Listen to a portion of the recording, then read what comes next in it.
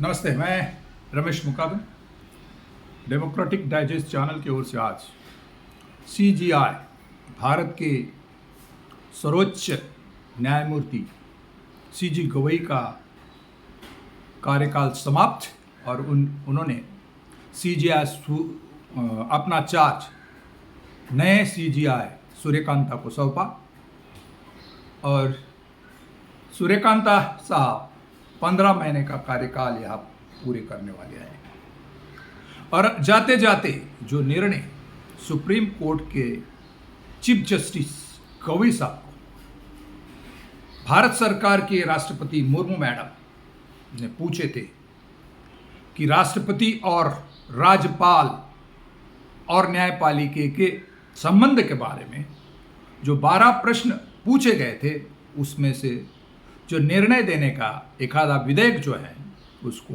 मंजूरी देना न देना, इसके बारे में निर्णय लेने का समय तय करने का तमिलनाडु सरकार के हक में दिया हुआ सुप्रीम कोर्ट का जजमेंट, जो वहाँ के राज्यपाल उन्होंने 2 या 3 साल से तमिलनाडु सरकार के मंजूर विधेयक उसको मान्यता दी नहीं, इसीलिए काम करने में सुविधा वहाँ की सरकार को सुविधा नहीं हुई। तो इसके खिलाफ उन्होंने सुप्रीम कोर्ट में दायरा याचिका दाखिल की और उसका निकाल सुप्रीम कोर्ट ने देते वक्त राज्यपाल को समय सीमा तय करने को बोला और 3 महीने का समय सीमा दिया था। तो जो इस निर्णय के बारे में भारत सरकार की राष्ट्रपति मुर्मू मैडम ने जस्टिस गवई साहब से 12 प्रश्न पूछे थे, तो उसमें से जाते जाते जस्टिस गवई साहब ने ऐसी कोई काल मर्यादा न्यायालय ने दी नहीं है, ऐसा कुछ स्पष्ट उल्लेख किया नहीं, ऐसा कह के मोदी सरकार को अपना लोकतंत्र को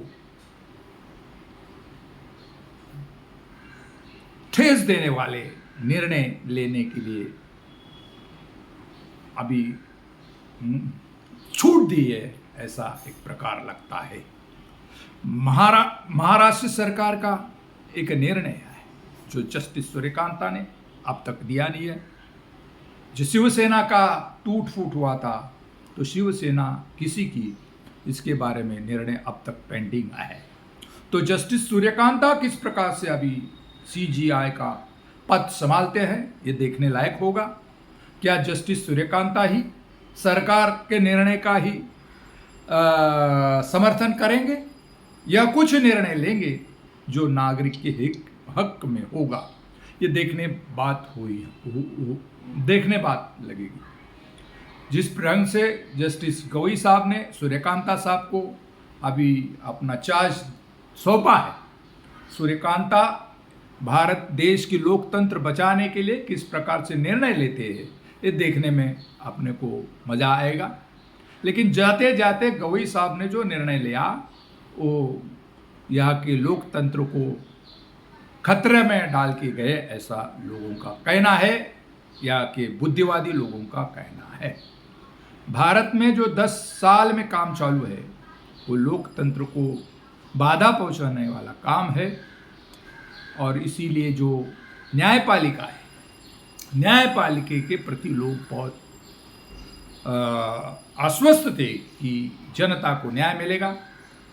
भारतीय जनता पार्टी ये 10 साल जिस प्रकार से राज्य कारभार कर रही है वो दिखने में तो लोकशाही है, लेकिन पूरी तरफ से भांडवलशाही लोकशाही उन्होंने चलाई है और ये चलाते हुए आम जनता का जो हक है उसको भी उन्होंने तार तार किया है।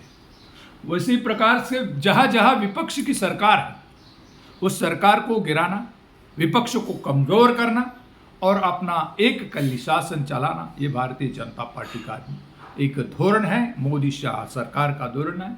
इस प्रकार से जिस प्रकार से न्यायपालिका अलग होना चाहिए या जो संवैधानिक संस्था है ईडी, सीडी, सीबीआई और निवडणूक आयुक्त उस सभी को स्वातंत्र देना आवश्यक है, लेकिन सभी सरकारी इंस्टीट्यूट को सरकार अपने हाथ में लेना चाहती है और उस प्रकार से अपने हाथ में लेके वो चला रही है। इसी लोकतंत्र में खतरा पैदा हुआ।